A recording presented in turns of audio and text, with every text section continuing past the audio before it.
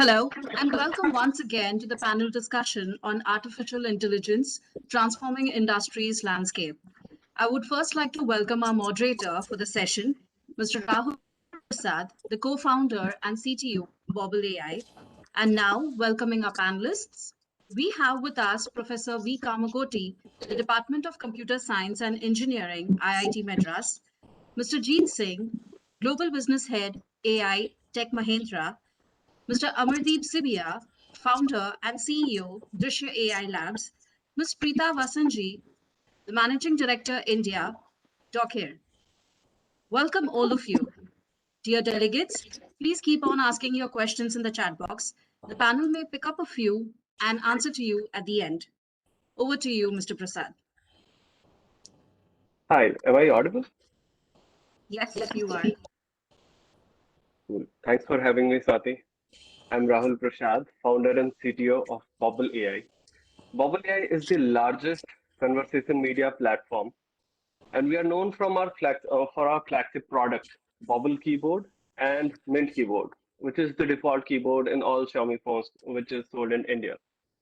The artificial intelligence is the core of Bobble. We are called Bobble AI. We provide value to our users by making their conversation smarter, easier, and fun. We use cutting edge AI to achieve that. And for brands, we provide them opportunity to become the part of the conversation. The brands have not been able to leverage the word of mouth till now, but with us, they can do so. We call it Conversation Media Platform, CMM. So that's a brief introduction of Bobble. I would like to invite Dr. Professor Kamakoti sir uh, for an introduction. Hello, am I audible? Yes, sir. Yeah. So thank you, Rahul, and thanks for this opportunity to be part of this very interesting panel. So the important aspect today is when we look at industry adoption, specifically looking at how AI can do a digital transformation, something out of the world in the industry. It is the first thing that comes to mind is the industry preparedness, which is going to play a major role in the adoption of AI by the industry. Industry preparedness starts from understanding where AI can help them and preparing themselves specifically in form of collecting, retrieving, storing, clean data, sensing and storing clean data, and then also looking at certain feasible solutions that AI can offer. What is possible about AI? What is not possible with AI? Having an understanding of that, how can they actually make such decisions which can help? And the last one is, of course, the capacity building within the organization. And all these things require a significant amount of investment also. And so when they have to invest money, then they should also have a sort of belief that AI can do this transformation. And these are some of the very important points that come up when we look at AI as a digital transformation paradigm, specifically in sort of industry that has been traditionally working, of course, with automation, but not with a digital intervention. So these are my very initial comments, Rahul, and I look for an active discussion with the panel. Thanks for the introduction, sir. I would like to invite Pratha next for a brief introduction. You are muted. Am I audible now? Yeah, great. Thank you, Rahul, for inviting. And I think the topic of discussion today is extremely interesting. It's a step towards where the future is. So a little bit about myself. I am Preetha Vasanji. I primarily lead Docker India operations. I am the MD. And primarily, a little bit about Docker. So we're the first global network of physicians only platform for programmatic marketing. So what we primarily do is aggregate physician platforms across the globe, not only in India but across the globe, and kind of create a conduit for marketeers to be reaching out to physicians in an efficient manner. So, yep, I think with that, I would like to, participate a little later after the round of introductions are done and talk more about its application and outcomes. Thank you. Thanks, Pratha. Thanks for the introduction. Next, I would like to invite Amardeep. Good Amardeep, afternoon to it. Can you hear me? Yes, yes, yes. yes. Okay, sure. Hi, good afternoon, everyone. I'm Amardeep, the founder and CEO of Drisha AI. We are an AI company headquartered out of Calgary and having a center of excellence in Bangalore. And we are developing AI solutions for the digital oil field, or essentially the energy sector.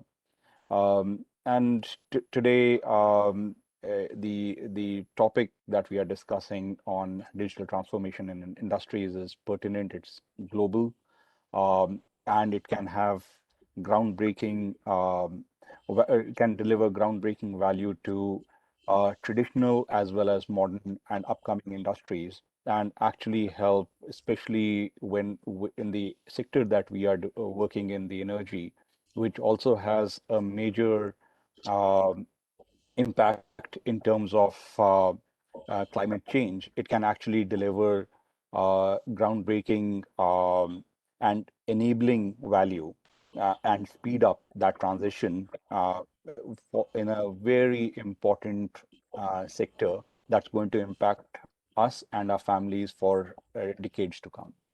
So I look forward to this discussion as it evolves.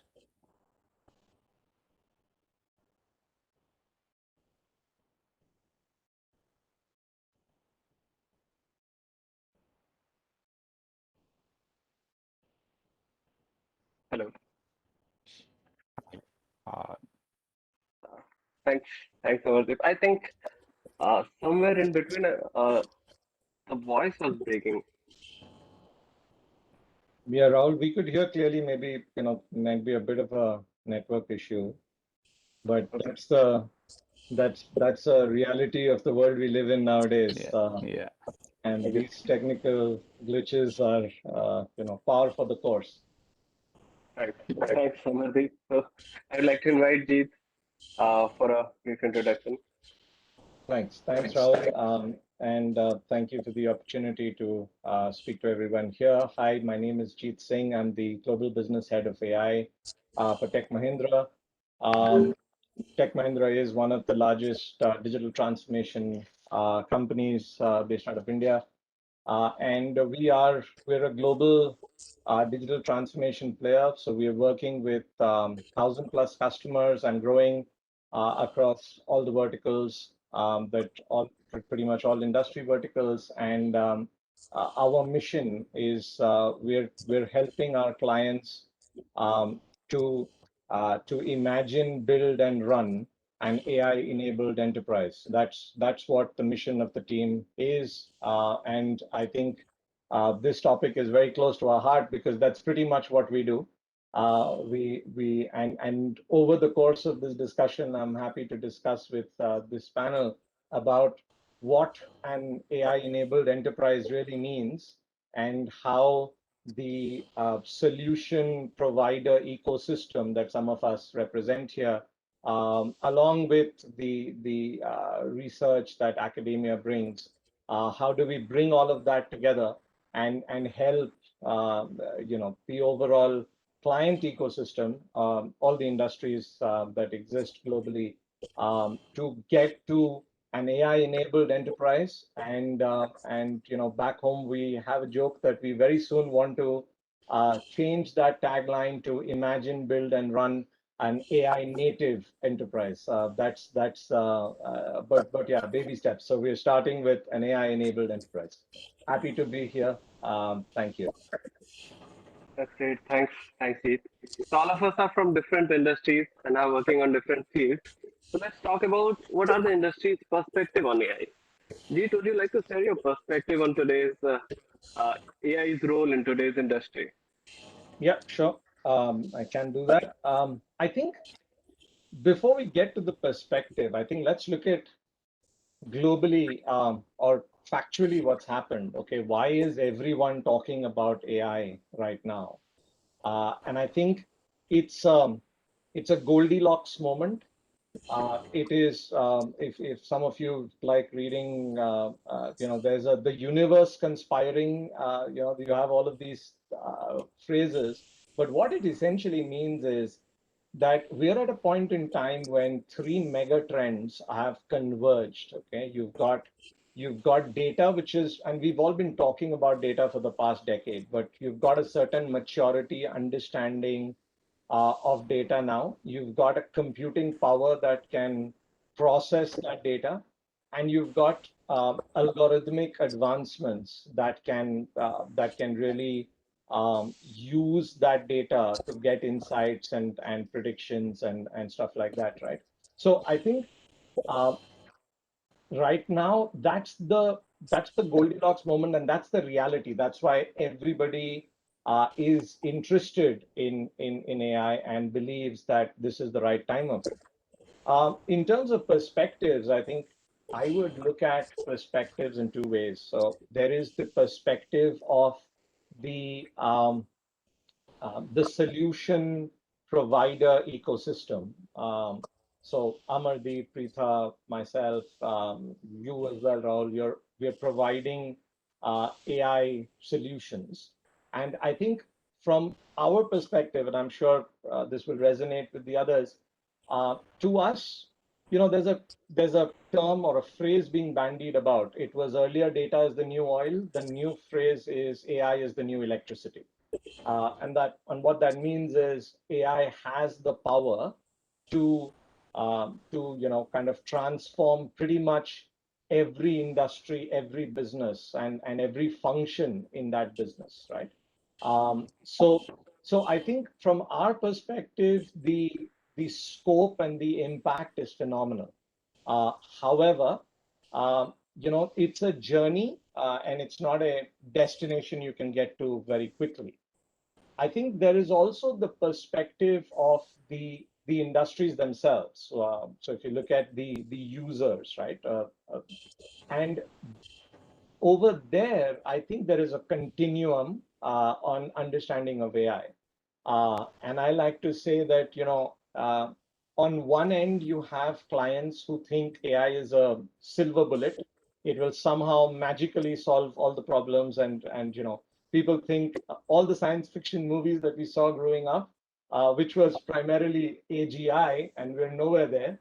But people think it's either a silver bullet and have moonshot aspirations and get disappointed, or they think it's snake oil, and it's all hype, and it's a very narrow application, and people are just hyping it up, etc. So I think that's the continuum we see in the marketplace, and organizations like ours, and I'm sure Amardeep and Preetha do this. We try to handhold our clients and advise them to get their expectation and their perspective tempered within the realms of possibility, practicality, usefulness, all of that. So those are the two perspectives. We have a perspective of, this is really great, but we've got to be slow and steady, and it's going to get us to, it's going to get us to a 10x improved end state, but it's going to be a journey. And what we're seeing with clients is they either imagine 100x, or they think it's hype, and we're all on that journey of traversing that slope together. Sujit, you said it's like a magic. I'm sure many of us have already used artificial intelligence in our life. So we say something to Alexa, and then Alexa does it for us. Absolutely. So can this is for Amardeep. Amardeep, can you explain how the magic of artificial intelligence works in non-technical terms? Okay. Okay, so let's try to answer this. Okay, so in the simplest terms, the, the way we explain AI is that it understands context, and context in two terms, two ways. One context, it understands the way, and it's trying to mimic the way humans react. So Siri, self-driving car, they understand the human context and is trying to behave like a human.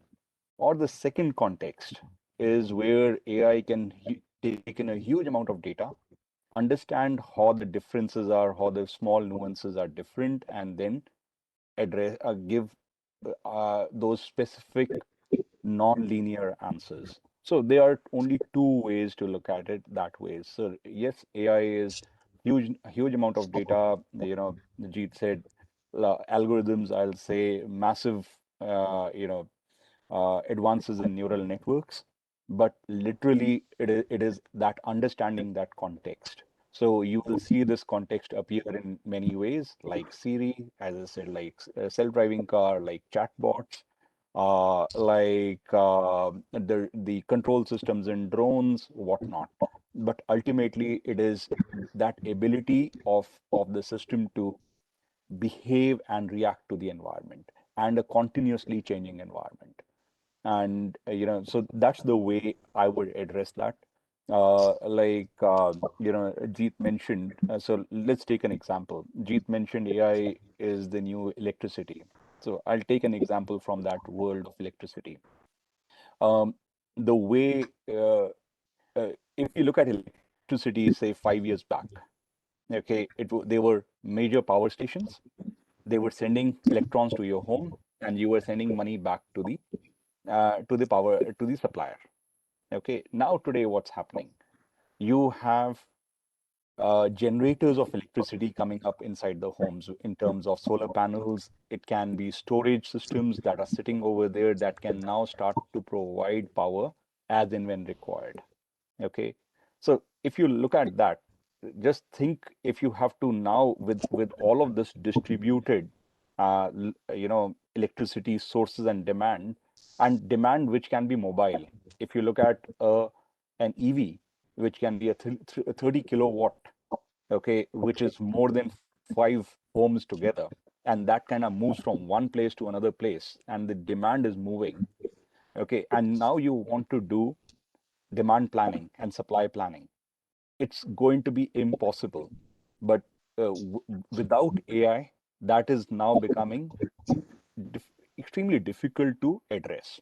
Okay, but that is the power of AI, where it can take these massively shifting things and actually give you and assist you in reacting to new things. And when I'm saying reacting to new things, now I talked about an electricity grid that's completely changing. You have not even seen the data. So there is this aspect earlier that you have to have a lot of data. Okay, yes, you have to have historic data, but today AI can also help mimic and generate new data against which you can actually build the next generation systems. So to that extent, AI will become that massive enabler that electricity has become, and will enable that transformation, many multifold. Uh, and when I'm talking about that, I'll take a slightly different example, okay, which was not imaginable without AI. If you've seen the SpaceX rockets that land, right, those things used to crash into the sea. Now those things come land on a drone ship. Okay, and it is the rocket landing back is an inherently unstable platform, right? But the AI can calculate, make those minute calculations that would have been impossible for a human controller to control, and it's able to do and deliver that kind of value. So from that perspective, it is that transformational. Okay, and if I were to take this into the industrial space, what we are talking today, okay, um, if we look at industries, the industries have been generating a lot of data for a long time, right? They have been evolving. They have been going into automation. Okay, so if you look at a modern car manufacturing plant. Okay, the number of people it deploys is a small fraction of what could have been deployed 10 years back, because it's highly automated with robotics already deployed, massive amount of personalization that already goes in. Okay, so what I mean by that, let's say if you place an order for a highly customized car, okay, I want this particular seat with that particular, uh, say, as accessory. Those are not aftermarket parts anymore. Those are all being done directly on the assembly line.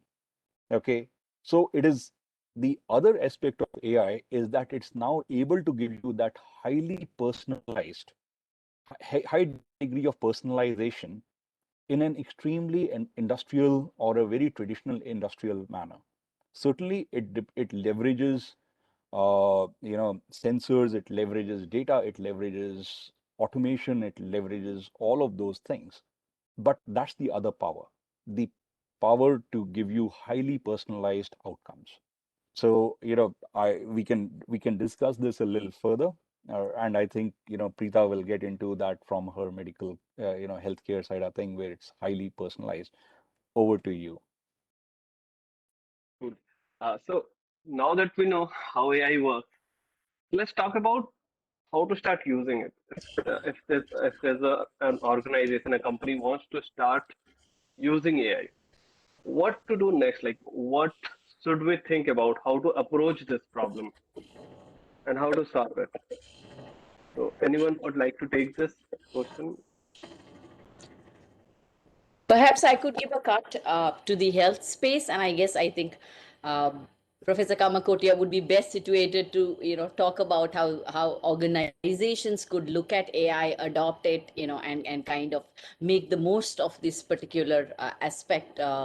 But if I were to take a cut on healthcare, I think AI is one zone, where healthcare has possibly utilized in every aspect. Yeah, whether it is from diagnosing to treating, to whether it is patient management to patient outcomes. I think the spectrum is huge there.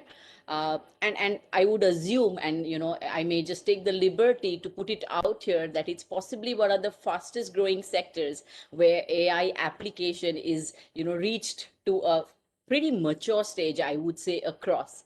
We're still, of course, in India taking baby steps, but a fair amount of it is happening, yeah, from robotic surgeries. Starting from there, something that started off in India, I would assume about a decade ago, we're going pretty strong. And of course, with all the initiatives by the government to try to bring in health related data and try to bring in digital transformation, I think there's so much more of application that can happen in this space for overall health outcomes.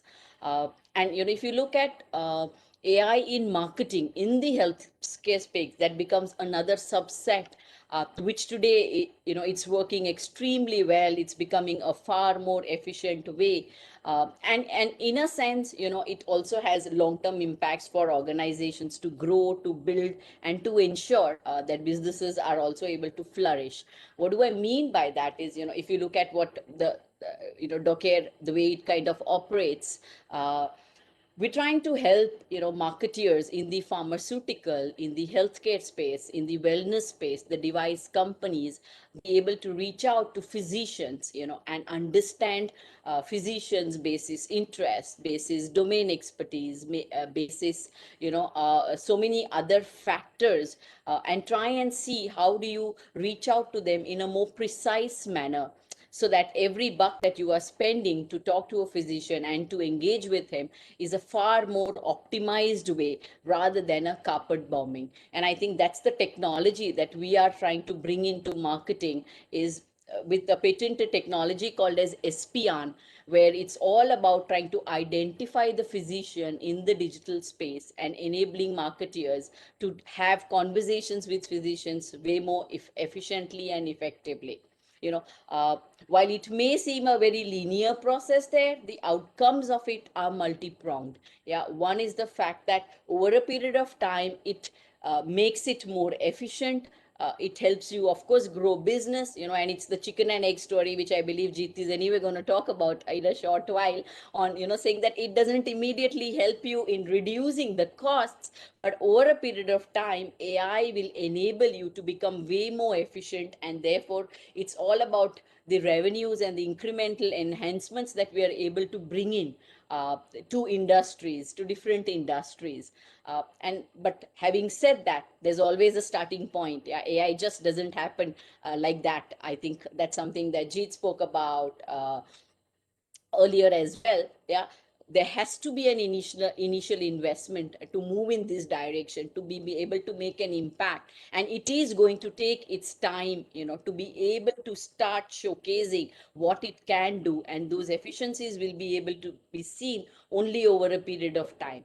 And I think that's the intent, and that's what we are doing at Docare, trying to help marketeers, what do I say, bring in some sense into the ROIs that they are looking at, and that's the perspective that we are coming from. So yes, I think that's the cut that I'd like to share.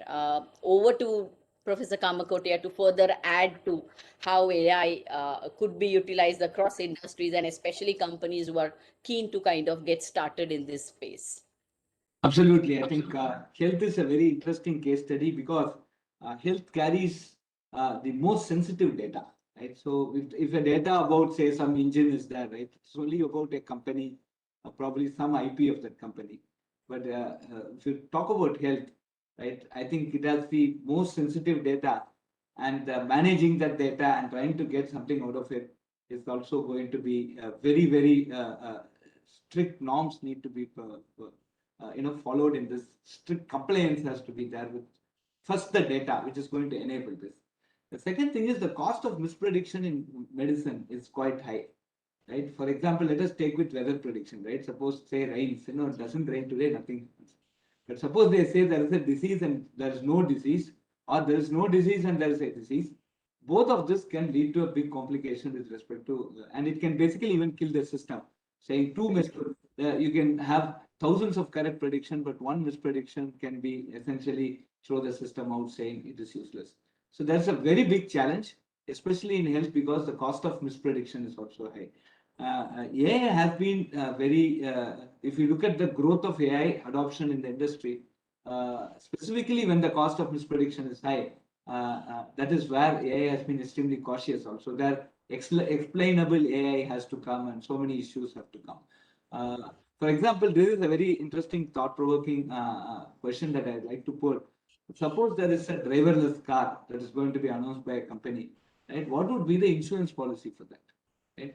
Suppose that car goes and hits somebody, who will the software be responsible, hardware be responsible? What is it? Now you go and sue the driver, but then what is it that can happen there? So these are some very interesting questions from an explainability point of view. Now coming to the specific point of enabling the industry to do this, one thing is all these awareness, right from and especially the SME. If you look at any large scale AI-based solution, finally AI will be only 5%. The remaining 95% actually comes in making that AI work on a real scenario. I would like to point to the viewers a book called Deep Thinking by Kasparov. When he lost to the IBM, right? So he walked into a room and there were 30 computers and he was able to play because everything was on the screen. The state of the the chessboard was known to the system, and just it was implementing the rules, pushing the graphics here and there. The vice versa, let 30 Kasparovs sit in a room and one computer or robo move and play the game. Then the real impossibility comes there, right? So because there's image processing involved, the robot has to position itself, look at it, pick the coin, keep it, move it, not topple the board, right? So there's so much of mechatronics and image and processing, all these things will happen when the other way around, right? So the real systems that you look, other than these chess playing, game playing, and other things, the real systems that you look are going to be on the other side, right? Where there's going to be a lot of practical on-ground implementation need to be done to make that AI useful, right? And that is also a very big thing that the industry has to make themselves ready. And the most important gap, as I mentioned in my first introductory remark, is capacity building. Today, there are n amount of AI techniques today. There are there's deep learning, there's supervised learning, reinforcement learning. There's so many things like that. Long short term memory, LSTM model. So many models, so many neural networks, and so many stuffs have come. And now, which technique will work for what itself is a sort of a prescription, like how a doctor looks at a disease and gives a prescription. The capacity building should be to that level where, okay, this data, this technique, this will work, this will not work. Even that level of decision making has to be there. And the last one is about the investment, right? To get all this, we need very clean data. Storage has to be there of data. Then a very clear understanding of the data should be there. Large scale data analytics to be done. So there's a lot amount of expertise, and the subject matter expert should understand the data, should appreciate data. Otherwise, again, this goes in for a toss.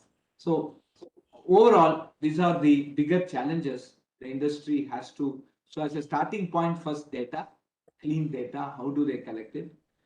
Train SMEs, subject matter experts, say industry 4 people on data analytics, data visualization, appreciating data, and some amount of AI. And then recruit AI people, which the SMEs can guide and say and express the problem so that the AI people can basically come out and solve the problem. So these are the gradual steps. And this is my view on it. Thank you. Sorry, if I could just sorry, Amit. So I was just going to add something to what Professor said and take the use case of how we build this capacity. Okay, so I'll give an example. We built a system which so if you look at industries, any major industrial plant has got loads and loads and loads of industrial drawings. Okay, so we built a system that uses computer vision, NLP, relationship modeling, etc., to basically build a digital model or a digital twin of the plant. But in order to do that, from a capacity point of view within ourselves, right? So, one, in terms of data, when you talk about data in AI, what you actually need is annotated data. So we've actually had to put in capacity of a team of annotators who are annotating that data. Okay, but then on top of it, yes, we got massive amount of data from the industry, but then for AI, that annotated data is there. Okay, now what happens is there's annotators that humans, they're making mistakes. So now we've deployed other algorithms to catch those mistakes and clean that data. Okay, so that's the next part of it, right? And that's even before any of our data scientists or AI engineers actually came and did anything. Okay, so from a capacity point of view, right, it is important to understand, yes, we talk about data, but literally, right, the requirement is that annotated data. And secondly, when you're talking about, specifically wide-ranging solutions for across industry solutions, the data has to be, or original data has to be contributed by multiple players. So in our case, the drawings have been given to us by multiple, oil and gas companies. So that is led to you not having what's called like, what do you call, overfitting of the data to a single client, right? So it is that these are two things without which uh, algorithms can be there, but the value can't be delivered. But I thought I'll share this as a use case to just add to Professor's point. Yeah. Also, I think, if to just look at what Professor Kamakoti and Amardeep said, right? I would say take it even a step further back. And the way we work with clients usually, when to your original question about how do you start thinking about AI and how do you build capacity? I think the best way is to start with saying, you know, as an organization, what are the, um, strategic imperatives that you're targeting, right? So if I'm a consumer focused company, customer experience is very important to me, right? So when we're talking to our clients, we're saying, right, if customer experience is, you want to improve customer experience, we start from there. And then we start looking at which are all the touch points on which customer experience can be improved. And then we look at each one of those processes and say, this is the process that used to happen earlier, but with all of these digital technologies, how does that process become AI enabled or AI native? And how does that make it better? So I think when you start with trying to solve a business problem, and then go to, which are the possible ways in which you can solve it, we then should go into, and then I think it connects to what has been said about how do you prepare the data. A very interesting point that Amardeep raised on annotation, and I think this is something close home to Preetha as well. So, one of the things, let's look at practically one of the objectives that we as a community and as a society of mankind are trying to solve. We're faced with this huge medical crisis, okay? And before this, the panelists were just catching up, and we were talking about which cities we're in, and how there's this huge crunch of, medical bandwidth, medical professionals bandwidth, right? Now, one of the use cases, which is on diagnosis that Preetha was mentioning earlier, is, how do you get a machine using computer vision to look at X-rays and detect tumors from X-ray? Today, you need a medical professional to look at it, but can you train a computer to diagnose that? And what is very important, to what Professor Kamakoti said earlier, has to be very, very accurate. Okay, this is not something of saying, hey, sorry, I did a meter reading and it was wrong by a little bit. Sorry about that, right? So it has to be very highly accurate. High accuracy in AI means better training and more data, right? Now, that brings us to a classical problem of annotation in the healthcare field, because unlike other areas, if I'm just giving you a very simplistic example, if I want to identify cat pictures from a lot of them, from a lot of pictures, I can have any person say, go and label every picture that is of a cat, and then we will teach the computer to recognize cat pictures. But when you're detecting tumors from an X-ray, that annotation of whether it is that patch is a tumor or not has to be done by a medical professional, a doctor. And then you're talking about one bandwidth, you're talking about a huge expense as well to have a team of doctors go and do this. However, that's where technology again, and that's why it's a journey. So we've come up with a problem, and then there are companies, and we work with a company out of Stanford Labs, where we are going to our clients and offering a programmatic annotation solution. So that reduces the bandwidth and reduces the time to get your model in. So I think, in terms of the journey of how you adopt, okay, it's a long winding road, and there are speed bumps and speed breakers along the way. But I think the best way to start with is the destination. What are we trying to get to? Are we trying to improve customer experience, employee experience? Do we want to increase revenue? Whatever is that business objective, and then break it down almost to milestones or rest stops that we have along that journey. And every time these speed breakers come, be rest assured that the ingenuity of mankind will figure out a solution, and we will be on our merry way. So, I'll talk about a very different type of annotation. okay, in the industry.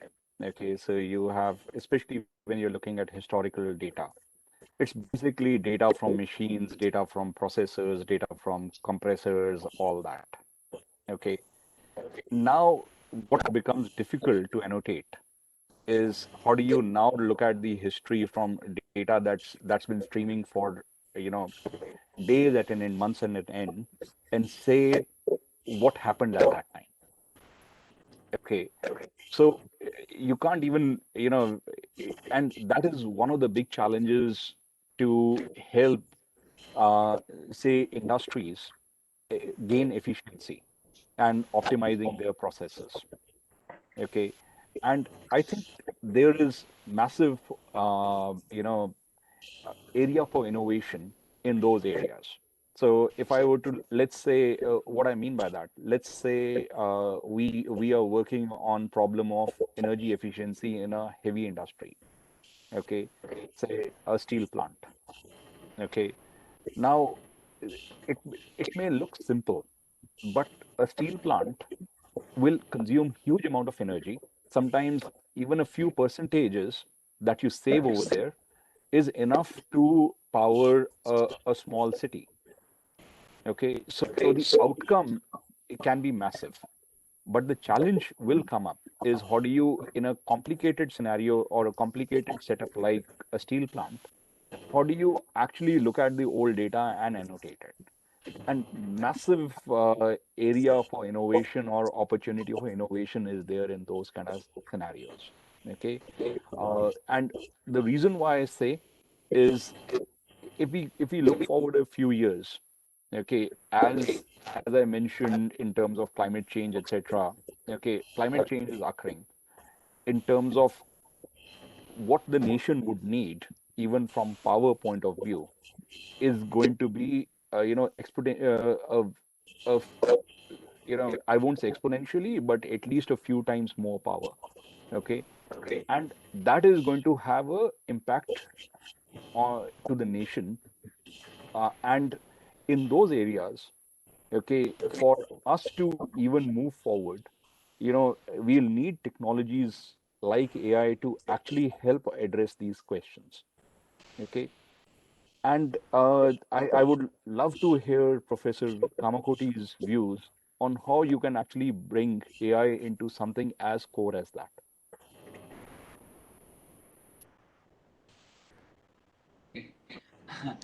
Yeah, so thank you. That's a very interesting question.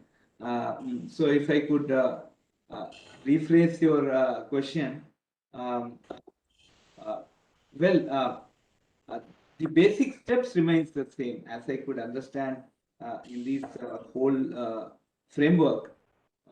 The basic understanding of AI essentially is the education of SME. See, for example, one interesting uh, pointer that I can throw out now is the national mission on cyber physical systems that has been introduced by the government of India, by the Department of Science and Technology.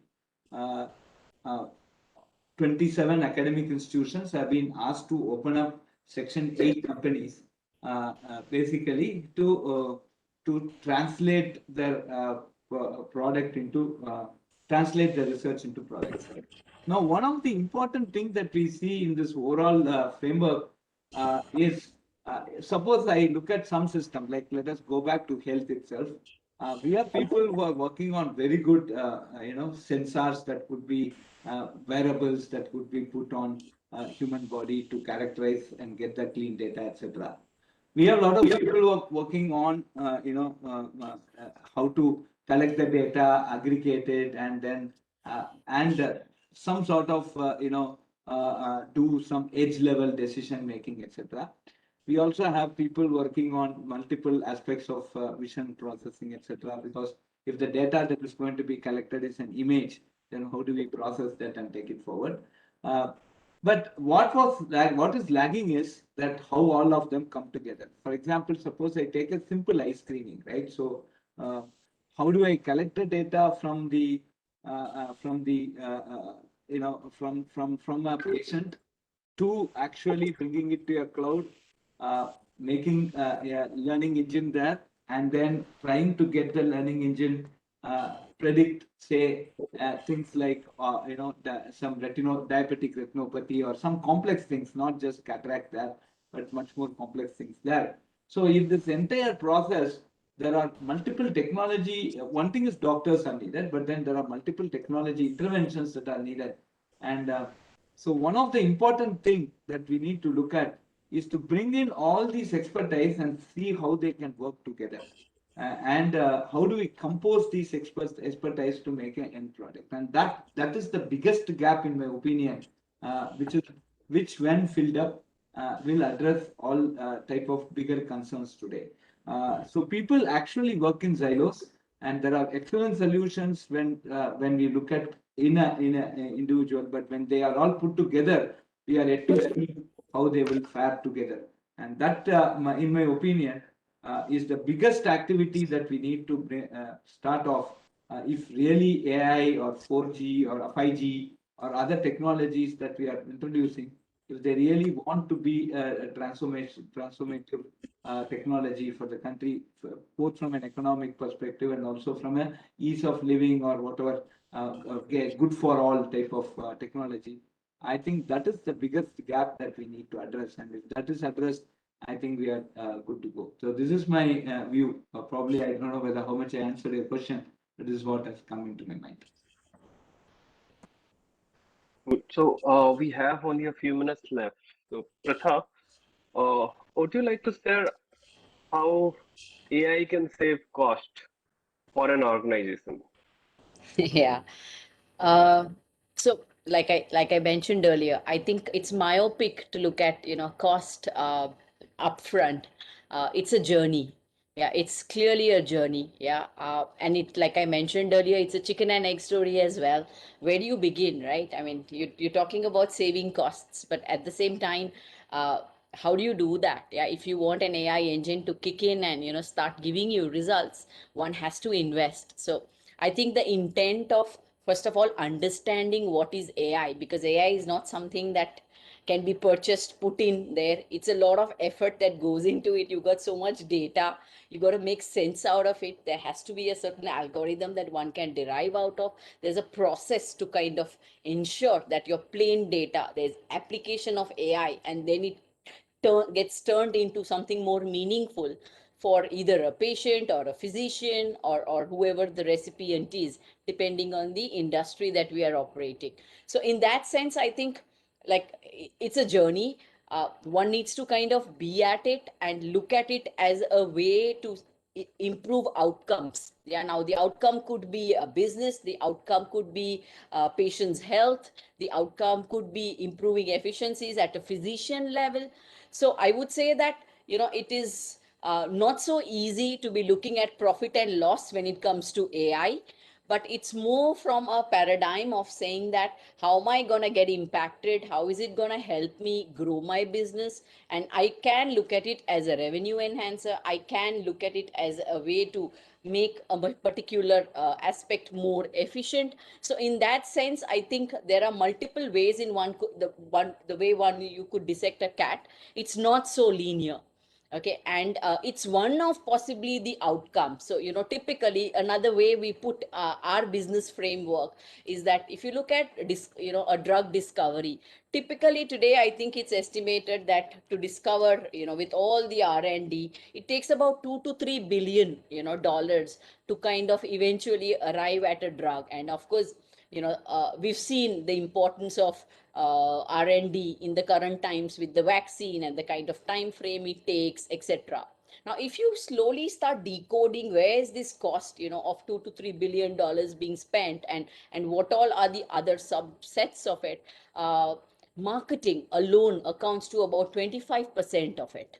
Yeah. So if you kind of go down the funnel and start seeing that if marketing is contributing to about 25%, and if you are trying to improve efficiencies out there over a period of time, you're really impacting to reduce the cost of a drug, at the end of the day. And then of course the benefit is passed on to the patients. So it really depends, at what level you are able to make an impact, but it's a journey. It is long term. There's nothing short, and there's no trick, to kind of ensure that you apply AI and reduce costs.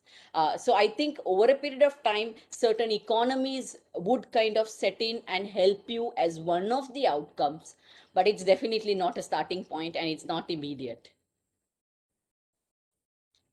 Yeah, I mean, just let me sum that up in a minute with, and this is a question I'm asked every day, and I've summed it up by saying you need to look at it as a protect, profit, and prosper paradigm. When I talk to my clients, saying to protect your business, okay, forget about saving cost. This is such a disruptive technology that uh, to protect your business and stay relevant, you should be adopting AI today, actually yesterday. And then you need to look at profitability, and it will come, it will help profitability. Cost saving is something that you will start seeing. But like Preetha said, the long term, because it's that journey, and I was talking about that destination, the destination is prosper. We at our company talk about the run, change, and grow paradigm, which you also call in AI world, the protect, profit, and prosper campaign. You should look at this technology as something which will grow your business 10x and definitely help on profitability. But as businessmen, as industrialists, everyone wants to grow their business, and this is a technology that will help you do that. I will I will add a slightly different tinge to it. In the world that I'm working in, the oil and gas, we say it will also help you first survive, especially the onslaught of renewables. So in many cases, it can be transformational that if you don't adopt this, you may not even survive. That's Yeah, which is great where we point. started, right? Protect your business, then profit, and then prosper. Absolutely. It will not just save cost, it will help to generate revenue, and in the long term, it will help to protect your business as well. All you have to do is start collecting data in a well formatted way so that it can be used later on by AI experts to create a model which you can use to predict and update your business accordingly. Thanks. That's we are out of time. I would like to thank everyone. Thanks, Deep. Thanks, Amardeep. Thanks, Pritha. And thanks, Professor Kamakoti, sir.